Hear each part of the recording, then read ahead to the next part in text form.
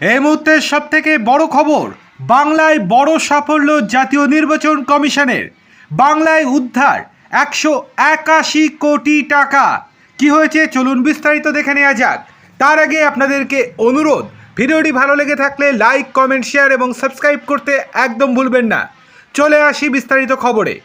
রাজ্যে আদর্শ নির্বাচনী আচরণবিধি কার্যকর হওয়ার মাত্র এক সপ্তাহের মধ্যে বিপুল পরিমাণ নগদ অর্থ ও অবৈধ সামগ্রী বাজেয়াপ্ত করল নির্বাচন কমিশন। কমিশনের দেওয়া তথ্য অনুযায়ী তল্লাশি অভিযানে এখনও পর্যন্ত মোট 181 কোটি 31 লক্ষ টাকার নগদ, এছাড়াও মদ, মাদকদ্রব্য এবং সোনা উদ্ধার করা হয়েছে। অবাধ ও স্বচ্ছ নির্বাচন নিশ্চিত করতে রাজ্য জুড়ে কঠোর নজরদারি চালাচ্ছে কমিশন। এর মধ্যে 181 কোটি টাকা উদ্ধারে নতুন করে সরগরম রাজ্য রাজনীতি।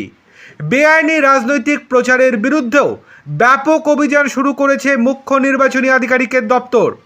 উত্তর 24 পরগনা ও পূর্ব মেদিনীপুরের মতো জেলাগুলি থেকে ইতিমধ্যে প্রায় 3,59,000 পোস্টার এবং ব্যানার সরানো হয়েছে। এছাড়াও আইন শৃঙ্খলা রক্ষায় এখনও পর্যন্ত 67টি অবৈধ অস্ত্র এবং 33টি বোমা উদ্ধার করেছে পুলিশ।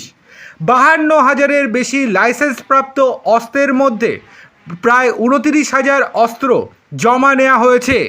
নির্বাচন কমিশন আরও জানিয়েছে, পরিস্থিতি নিয়ন্ত্রণে রাখতে 1,779টি ফ্লাইং স্কোয়াড এবং 2,213টি স্ট্যাটিক সার্ভিলেন্স টিম মোতায়েন করা হয়েছে। আগামী 23 এবং 29 এপ্রিল 2 দফায় রাজ্যে ভোট গ্রহণ। ফলাফল ঘোষণা হবে 4 মে।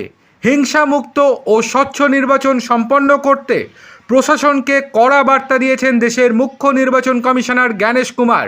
তার মধ্যেই রাজ্যে 181 কোটি টাকা উদ্ধার অস্বস্তিতে ফেলেছে রাজ্যের শাসক দল তৃণমূল কংগ্রেসকে।